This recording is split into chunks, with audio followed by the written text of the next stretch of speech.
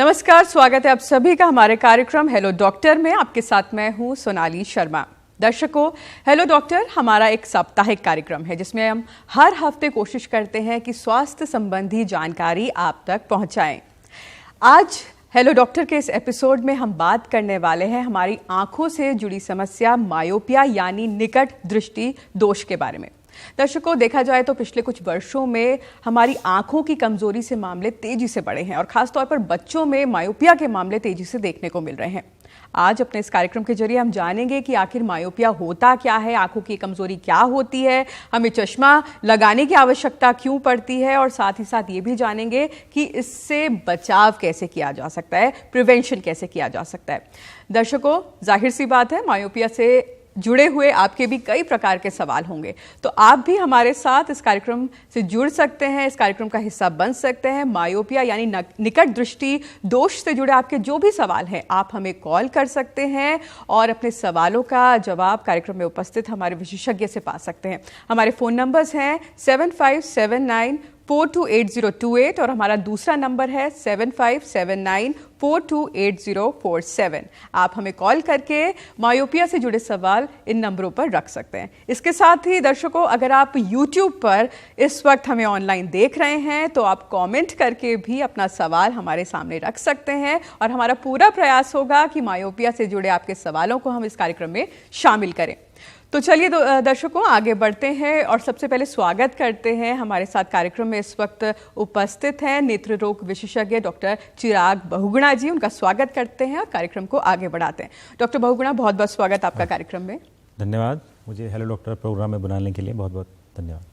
बिल्कुल। तो doctor Bahuguna, myopia निकट दृष्टि रोग, आंखों की इस कमजोरी को आसान सी भाषा में आप हमारे दर्शकों को समझाएं, क्या है ये बीमारी और क्यों इसके मामले तेजी से बढ़ रहे हैं? देखिए, मायोपिया वैसे तो बहुत कॉम्प्लेक्स है, पर आप आसान भाषा में बोल रहे हैं। तो अगर हम एक आई का मॉडल देखें तो आई एक कॉम्प्लेक्स चीज़ है। इसके आगे एक काली पुतली है जिसे हम कॉर्निया कहते हैं, बीच में हमारा लेंस है। तो ये जो लेंस है इसकी अपनी पावर होती है, सर्टेन पावर होती है। तो अच्छा, कोई भी चीज़ हम वस्तु कोई देख रहे हैं, अगर वो उसकी रेज आती हैं आंखों में और वो यहाँ पे जाके यहाँ से जाती हैं, फिर लेंस से जाती हैं, बीच में एक जेल होता है विट्रियस ह्यूमर, वहाँ से जाके फिर हमारे जो रेटिना जिसे हम पर्दा कहते हैं वहाँ पे फोकस हो जाती है। तो ऐसे व्यक्ति जिनकी ये फोकस एकदम पर्दे पे हो रही है उनकी इमेज एकदम सही बनती है, उन्हें हम इमेट्रोप कहते हैं। ऐसे व्यक्ति जिनकी रेज फोकस पहले हो जा रही है पर्दे से पहले ही, ऐसे लोगों को मायोपिया निकट दृष्टि दोष होता है। तो मतलब रेज पहले ही फोकस हो जा रही हैं, जो पर्दे पे फोकस होनी चाहिए थी वो पहले फोकस हो जा रही है। तो ऐसे लोगों को माइनस नंबर हो जाता है, जिसे हम मायोपिया कहते हैं आम भाषा में। बिल्कुल। डॉक्टर साहब, कई बार ये कंफ्यूजन भी रहता है, निकट दृष्टि दोष हम समझते हैं कि हमें पास का नहीं दिखता है। तो इस पर भी आप बताइए कि आखिर में इसमें विजन की जो दिक्कत आती है वो किस तरीके से आती है? देखिए, अगर हम देखें इसके सिम्टम उसके बारे में, तो कई हमारे पास जो पेशेंट आते हैं पूछते हैं, बताते हैं कि डॉक्टर साहब हमारे बच्चे डेली आंखें मल रहे हैं, क्लास में पीछे वाली चेयर पे बैठते हैं तो वो गलत अपना होमवर्क उतारते हैं, या आंखें बार बार झपकते हैं, बार बार आंखें मसलते हैं। तो मतलब हमें दूर का स्पष्ट नहीं दिखाई देता है और आंखों में तनाव, सर में भारीपन, ये सब सिम्टम, हेडेक भी होने लगता है ऐसे केसेस में। तो तब हमें पता लगता है कहीं नहीं कहीं मायोपिया के लक्षण तो नहीं है।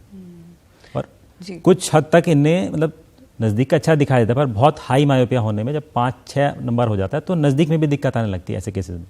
बिल्कुल।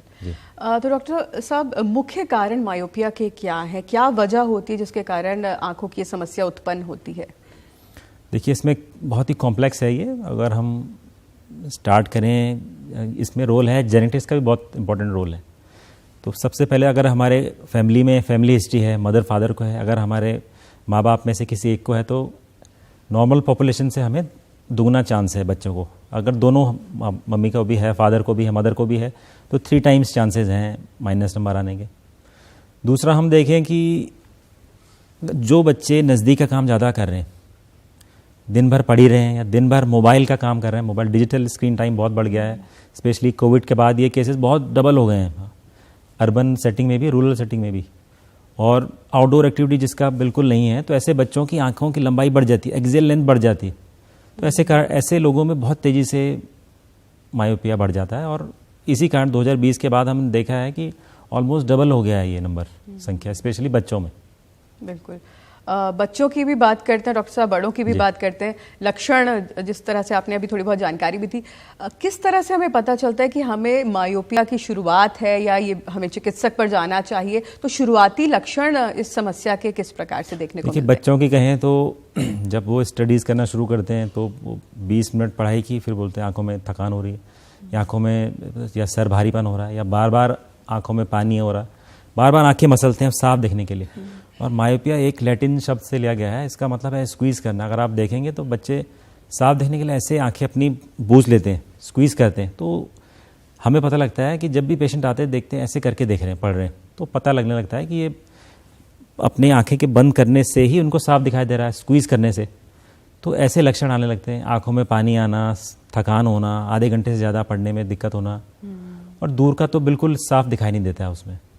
और आप कहीं भी जैसे दूर की चीज़ें देख रहे हैं, आप नंबर, कार का नंबर प्लेट देखें, आपको टेढ़ा मेढ़ा दिख रहा है, या रोशनी के चारों ओर बहुत सारे और से स्पॉट दिखाई दे रहे हैं, कोई चीज़ें टेढ़ी दिखाई दे रही हैं, अगर आपको सिलेंडर का नंबर भी आया है मायोपिया के साथ, तो ये सब इसके शुरुआती तौर पे लक्षण है। और बड़े लोगों में भी क्या लक्षण सिमिलर ही होते हैं एक तरह से? हाँ, बड़े लोगों में भी सिमिलर हैं लक्षण। अब डिपेंड करेगा किस प्रोफेशन में हैं आप। अगर जैसे कंप्यूटर में ज़्यादा काम कर रहे हैं तो ऐसे लोगों को कंप्यूटर विजन सिंड्रोम जैसी प्रॉब्लम हो जाती है, बहुत जल्दी आंखें थक जाती हैं, 20-20 मिनट पे, आधे घंटे में आंखों का बार बार लाल होना, पानी आना, आंखों में थकान होना, एस्थेनोपिक सिम्टम्स कहते हैं इन्हें।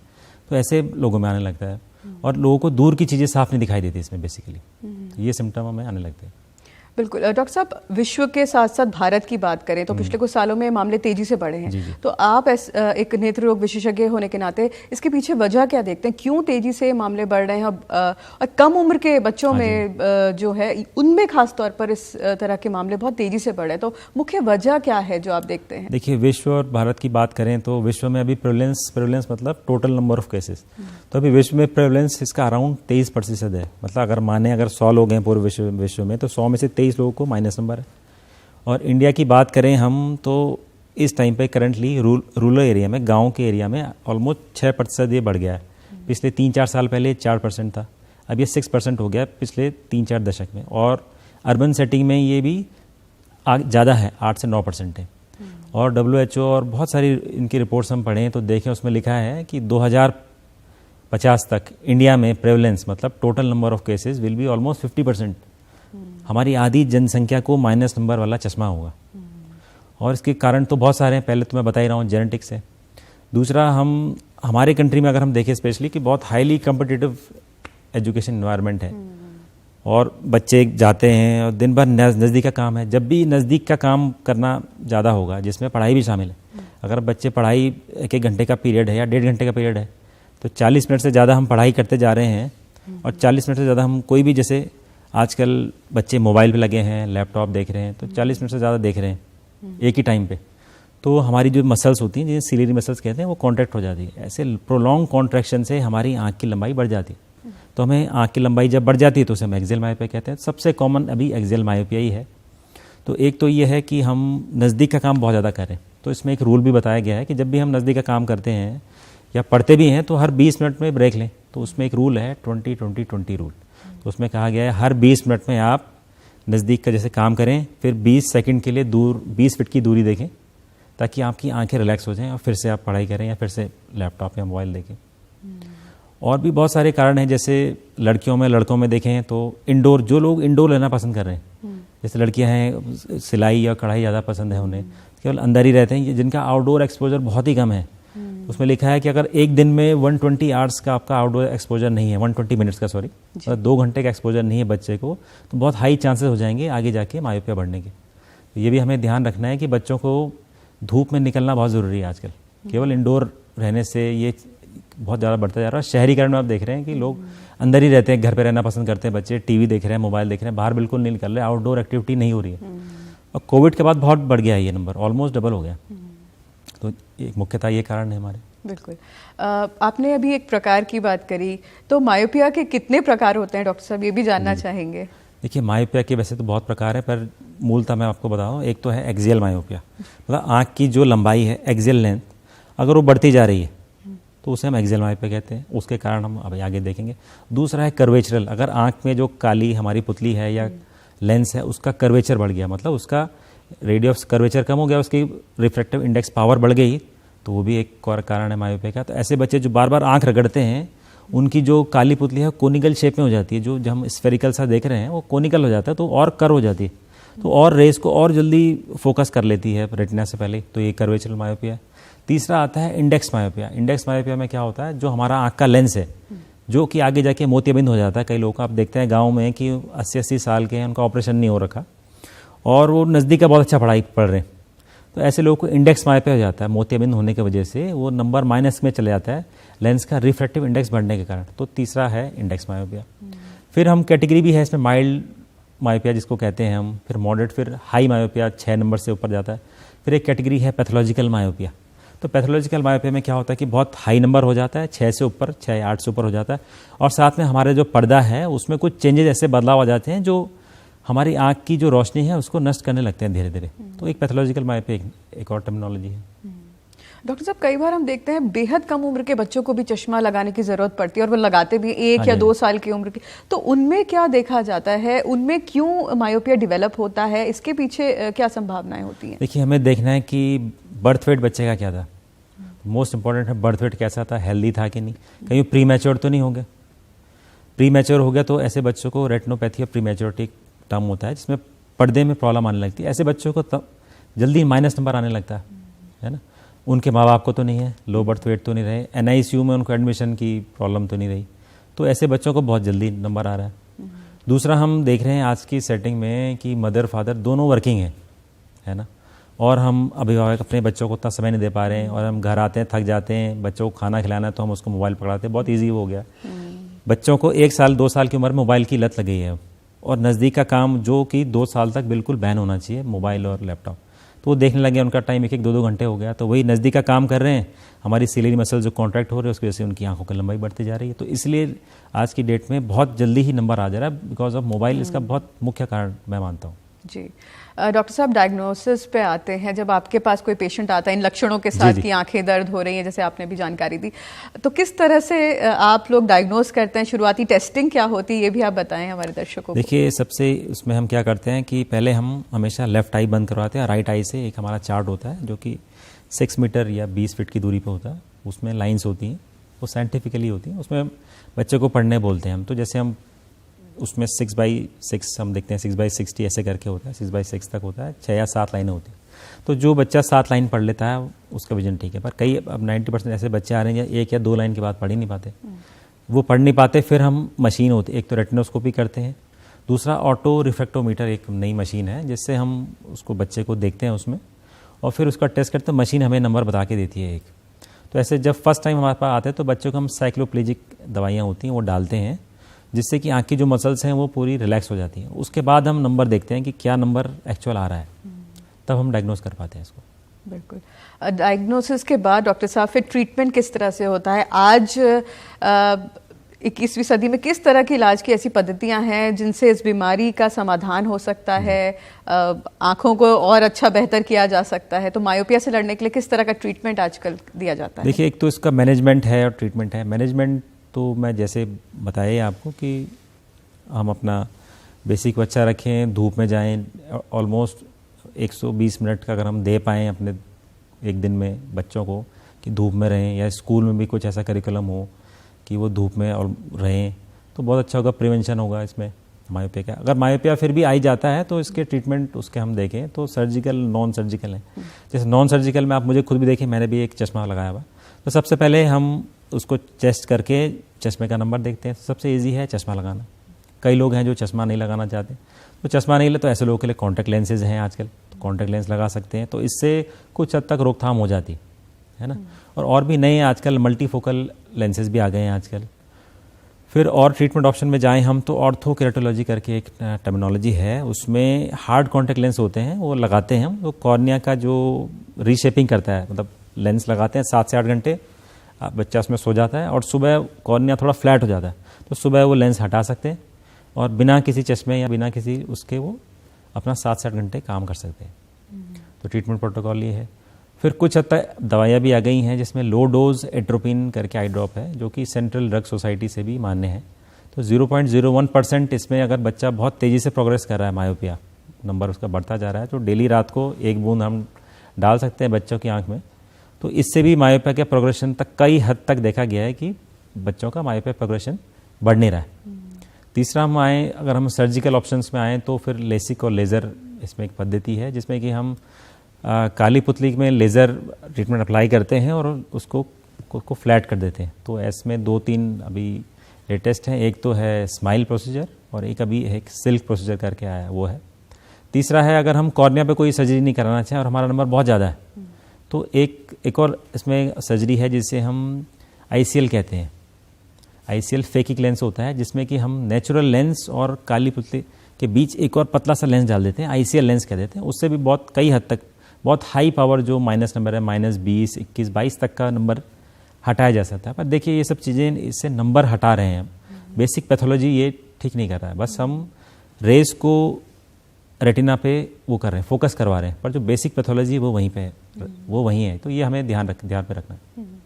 बिल्कुल डॉक्टर साहब, मायोपिया को इग्नोर करना, इसके लक्षणों को इग्नोर करना कितना घातक हो सकता है? धीरे धीरे करके अगर हम ना डॉक्टर के पास जाएं, ना चश्मा लगाएं, ना कोई भी इलाज कराएं, तो आगे चल के कितना ये हानिकारक हमारी आंखों के लिए हो सकता है? देखिए इसके बहुत ही सीरियस क्लिनिकल इम्प्लीकेशंस हो सकते हैं। अगर मायोपिया तो बहुत हल्का है तो आपको सर में भारीपन, आंखों को पानी आना, ये और बार बार आंखों को झपकना, ये प्रॉब्लम बनी रहेगी। मायोपिया अगर हाई चला जाता है, बहुत हाई होने लगता है, तो आँख की जब लंबाई बढ़ती रहती है तो आप देखेंगे जो पर्दा है हमारा वो भी खिंचता चला जाता है साथ में, है ना। तो हमारा जो स्क्लेरा है, जो श्वेत पटल जो है, वो भी पतला होने लगता है। आँख का पीछे जो ब्लड की लेयर है जिन्हें हम कोरो कैपिलरीज कहते हैं, वो भी पतली होने लगती है। तो आँख का न्यूट्रिशन बहुत ख़राब हो जाता है। ऐसे में जब आँख का न्यूट्रिशन ख़राब होता है तो हमें ऐसे लोगों को जल्दी मोतिया भी आ सकता है, ऐसे लोगों को जल्दी काला मोतिया की शिकायत भी हो सकती है। जैसे ऐसे लोगों को ग्लोकोमा लाइक ऑप्टिक एट्रोफी भी एक कंडीशन है, वो भी हो सकती है। और जब पर्दा खींचता चला जाता है, ऐसे लोगों में पर्दे में छेद, रेटिनल होल्स कहते हैं, और रेटिना में क्रैक्स आ सकते हैं। और जब रेटिना क्रैक, रेटिनल होल आ सकते हैं, ऐसे लोगों का पर्दा अपनी जगह से हिल सकता है, जिसे हम रेटिनल डिटैचमेंट कहते हैं। ऐसे कई लोग आते हैं जिनको नंबर था, उन्होंने कभी दिखाया नहीं और अचानक से कहते हैं हमें तो धुंधला दिख रहा था, अचानक से कल से हमें दिखना ही बिल्कुल बंद हो गया। तो ऐसे लोग हम देखते हैं रेटिनल डिटैचमेंट हो गया खुद ब खुद। तो ये सब इसके बहुत सीरियस इम्प्लीकेशंस हैं। बिल्कुल डॉक्टर साहब, हमारे साथ एक फ़ोन लाइन पर एक दर्शक जुड़े हुए हैं। स्वागत है आपका हेलो डॉक्टर में। अपना नाम बताएं, आप कहाँ से कॉल कर रहे हैं? हेलो मैम, नमस्कार जी, मैं हिमाचल से बात कर रहा हूँ, मनोज बात कर रहा हूँ जी। अपना सवाल कीजिए मनोज जी। मैम एक्चुअल मैं डॉक्टर साहब से जानना चाहता हूँ ना मैम, मेरी उम्र 36 है। तो एक्चुअली मैम मुझे ना पहले जब मैंने अपना आंखों का ट्रीटमेंट लिया था तो मैम मुझे एक्चुअल मेरा नंबर जो चल रहा था वो +2 से शुरू हुआ था। तो अब जाके मेरा नंबर 6/100 में हो गया हुआ है। तो देखने में काफी ज्यादा दिक्कत आ रही है। तो थोड़ा डॉक्टर साहब से जानना था कि ये फ्यूचर के लिए कोई डॉक्टर ने, जो मेरा कंसल्ट डॉक्टर से हुआ था, उन्होंने बताया कि अब इसमें कोई आपकी रिकवरी के कोई चांसेस नहीं रह जाते हैं। तो थोड़ा डॉक्टर साहब से जानना था कि फ्यूचर के लिए कैसा मैं कोई ट्रीटमेंट ले सकता हूँ इसमें। जी मैं ये मनोज जी से पूछना चाहूँगा, आपने कहा कि +2 था नंबर, अभी कितना हो गया आपका नंबर? 6/100 हो गया सर। माइनस में प्लस में? प्लस में। अच्छा, तो आगे क्या संभावना है? आपका अभी एज क्या बताई आपने? 36 रनिंग है। हाँ जी, तो आपका नंबर मतलब प्लस की तरफ जा रहा है। ये बेसिकली हाइपरमेट्रोपिया इंक्रीज हो रहा है सर। और मुझे देखने में ना काफी ज्यादा, लगभग मैं आपको बताऊं तो 10 मीटर्स तक मुझे ना, मतलब ऐसे किसी भी इंसान को देखने में ना ऐसा धुंधलापन मैं पहचान नहीं पा रहा हूँ कि सामने वाले को, कि मतलब क्लियरली मैं देख नहीं पा रहा हूँ। जी बिल्कुल मनोज जी, नंबर लगातार इंक्रीज हो रहा है और 10 मीटर उन्होंने बताया कि धुंधला दिखाई देता है काफी ज्यादा। तो इनके लिए आगे किस तरह से आप बता रहे हैं कि पहले +2 था, +6 होता जा रहा है। तो हमें देखना चाहिए कि ये क्या कारण है या बीमारी क्या है कि +2 से +6 हो गया। आँख की जो लंबाई चौड़ाई वो तो देखिए बढ़ तो जाती है, वैसे छोटी नहीं हो सकती। तो प्लस में किस कारणों की वजह से गया है? आँख में बहुत सारी चीज़ें हैं, कॉर्निया से लेके लेंस, अंदर का जेल विट्रस है, फिर पर्दा है, वो सब देखना पड़ेगा। उसके बाद ही हम किसी सटीक बता सकते हैं कि इनको क्या ट्रीटमेंट चाहिए।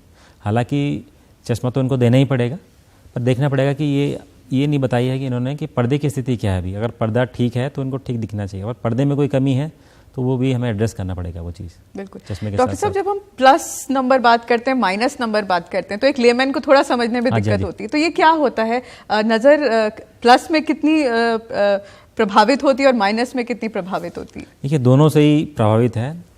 प्लस नंबर को हाइपरमेट्रोपिया कहते हैं, दूरदृष्टि दोष। उसमें आँख की जो मैं बताया मैंने आपको, रेज हैं वो आगे ना होके पर्दे के पीछे जाके फोकस हो रही।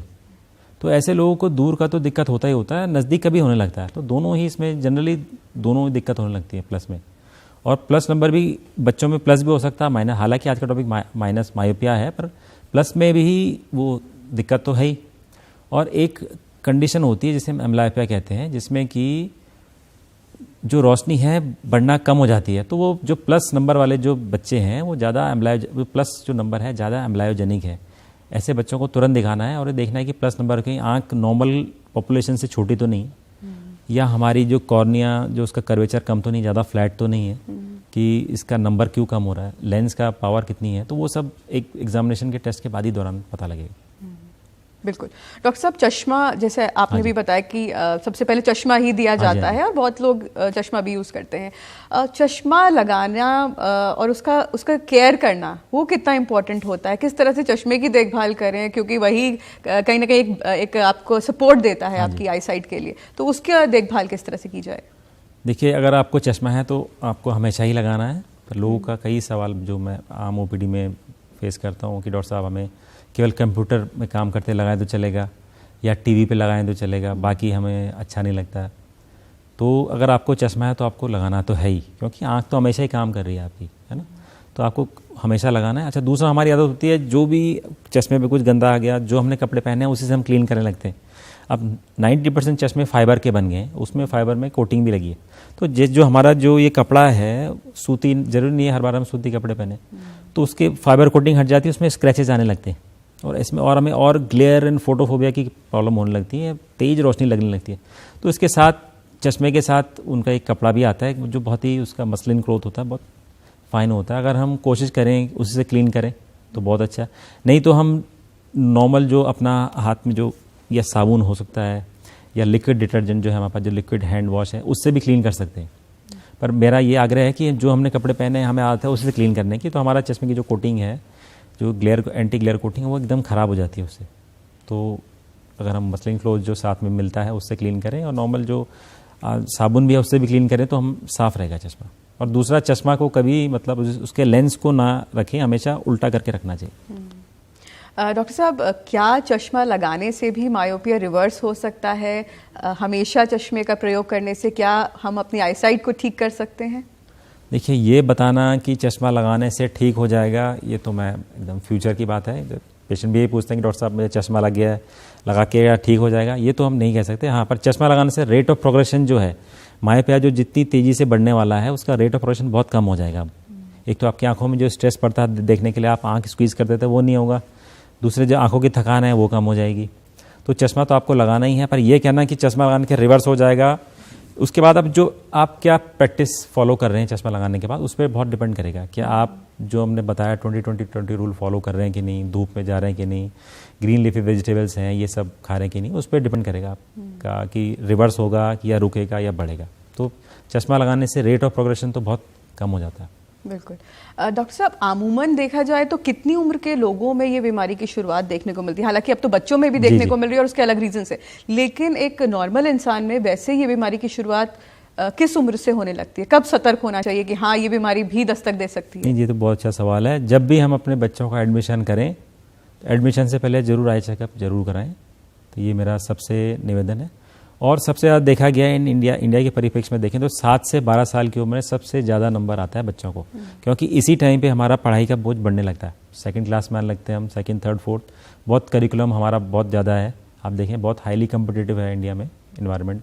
तो 7 से जो 12 साल की जो एज है, इस टाइम पर हम देख रहे हैं सबसे तेज़ी से बच्चों के चश्मे बढ़ रहे हैं। और वो बच्चे इस टाइम पे मोबाइल से बहुत एजुकेट हो रहे हैं, मोबाइल पे भी बहुत ध्यान दे रहे हैं। तो ये ऐसी उम्र है कि हमें एकदम चेकअप जरूर कराना, हर साल चेकअप कराना है बच्चों का। स्कूल से भी मैं ये निवेदन करना चाहता हूँ कि हर साल एवरी ईयर एक स्क्रीनिंग वो कैंप लगाना चाहिए स्कूल्स को।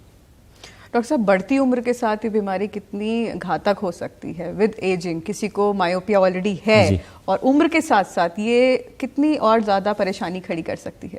देखिए, जनरली मायोपिया उम्र के साथ जनरली अगर हम सब हमारा सारे फैक्टर ठीक है तो जनरली नंबर कम होना चाहिए, क्योंकि हमारी मसल्स वीक होने लगती हैं। जो हमारा जो का लेंस था, काली पुतली थी, उसका कर्वेचर कम होने लगता है। तो विद एज ये मायोपिया जनरली कम होता है।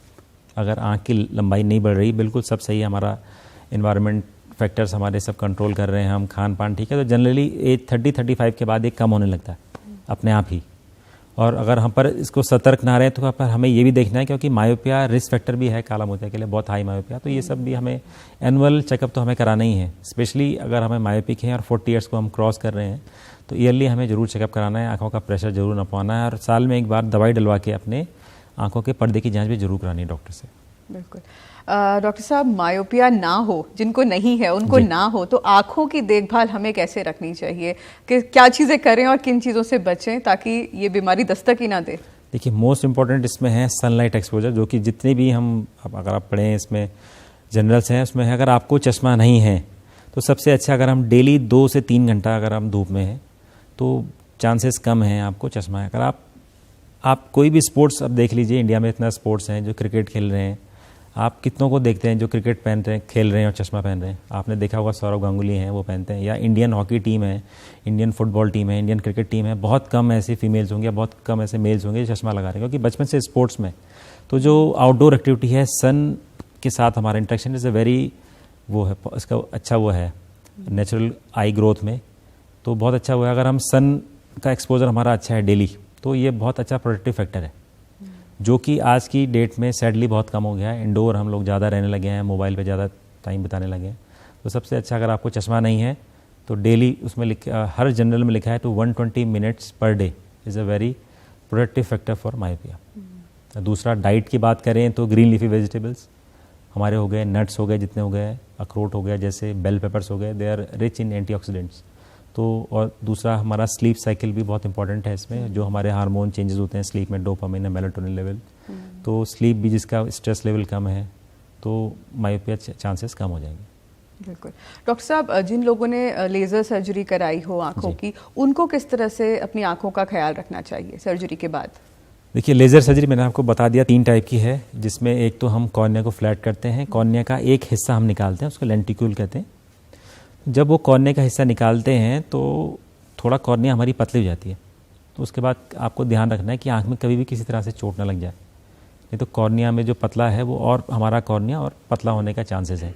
तो हर साल जब हमारा लेसिक सर्जरी हो जाती है तो हम हर साल जनरली आई चेकअप के लिए जाते हैं कि कहीं हमारी जो कॉर्निया पतली हुई थी, हमने कॉर्निया का एक पीस निकाला था अपने चश्मा का नंबर हटाने के लिए, कहीं और पतली तो नहीं हो रही, कहीं हमारा आँख का प्रेशर बढ़ तो नहीं रहा। दूसरा, हम देखते हैं कि ड्राई आई की कंडीशन में, क्योंकि कॉर्निया में बहुत सारी नसें हैं, नर्व्स हैं, जब हम लेसिक वगैरह करते हैं तो थोड़ी बहुत नर्व्स भी कट जाती हैं, तो ये भी ध्यान में रखना है कि हमें ड्राई आई की प्रॉब्लम तो नहीं हुई। तो मतलब ये लेसिक कराने से पहले हम ज़रूर जांच लेते हैं कि भाई ये पेशेंट और जो पर्सन है, is he a candidate for LASIK surgery और नॉट। सबसे पहले रूल आउट कर लेना चाहिए।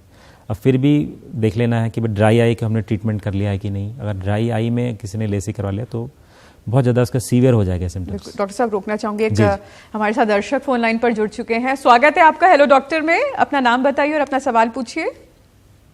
नमस्कार मैम, मैं पूजा रावत बात कर रही हूँ हिमाचल प्रदेश से। जी पूजा जी, स्वागत है आपका, अपना सवाल कीजिए। हाँ जी मैम, मैं डॉक्टर साहब से बात कर सकती हूँ? जी जी बताइए। सर नमस्कार सर, मैं हिमाचल प्रदेश से बात कर रही हूँ। हाँ जी सर, मेरी आईज में ना व्हाइट सर्कल, वो जो ब्लैक स्पॉट होता है ना उसके बाहर व्हाइट सर्कल बन गया, उसमें खुजली, जैसे सनलाइट पड़ता है तो उसमें खुजली महसूस होती है। अच्छा। और उस वजह से ना मतलब मैं धूप में ज्यादा देख नहीं पाती हूँ, शाम को इतनी प्रॉब्लम नहीं है सर। अच्छा, नहीं आप काली पुतली के चारों ओर आप कह रहे हैं सफेदी आ रही है? हाँ जी सर, ब्लैक वो पूरा ही सर ढक रहा है, थोड़ा सा रह गया, बाकी वो पूरा कवर हो चुका है। जी जी, ये जनरली देखिए 40 साल की उम्र के बाद होता है। आपकी उम्र क्या होगी मैडम? सर मेरी उम्र है 34-35। तो ये देखिए, जो काली पुतली के चारों ओर जो सफ़ेद आप जो कह रहे हैं, अगर बिना देखे तो मैं कह नहीं सकता। हाँ, पर इसको जनरली अगर कोई आपको और कोई सिम्टम है नहीं तो इसको आर्कस कहते हैं। कि जो काली पुतली के चारों हमारी रक्त ध्वनियाँ हैं, रक्त में हमारे लाइफ प्रोटीन्स होते हैं, लिपिड्स होते हैं, फैट होते हैं, वो आके जम जाते हैं काली पुतली के चारों ओर।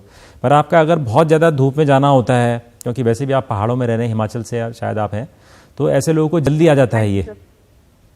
तो इस चीज़ को आर्कस कहते हैं। अगर 40 साल से पहले है तो आर्कस जूवेनालिस कहते हैं। तो आपको एक बार ज़रूर अपने एरिया के डॉक्टर को दिखाना चाहिए। वो मशीन पे देख के आपको बताएंगे कि क्या और कोई गंभीर वो तो नहीं है, स्थिति तो नहीं है इसमें। जी सर।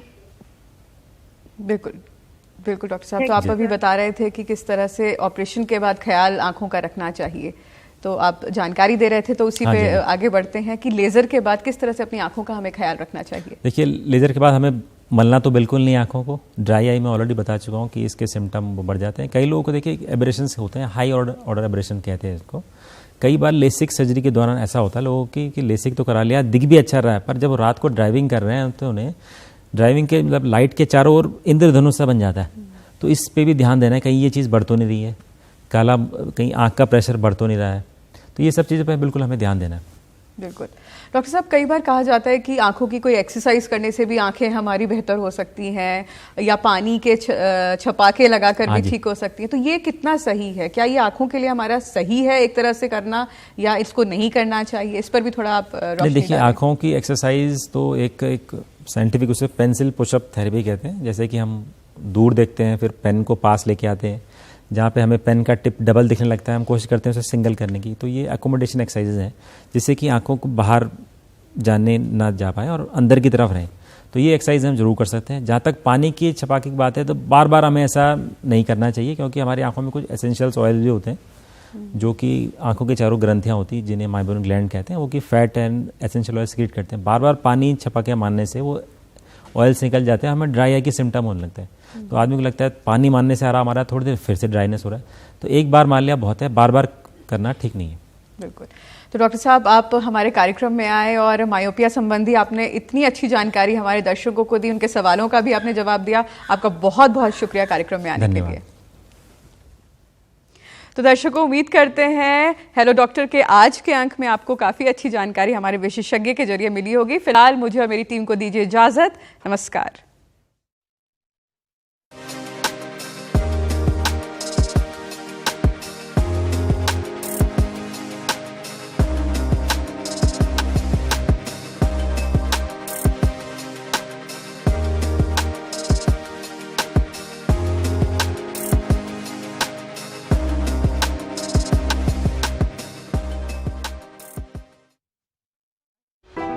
मोदी सरकार की गारंटी, हर घर पहुंचेगा नल से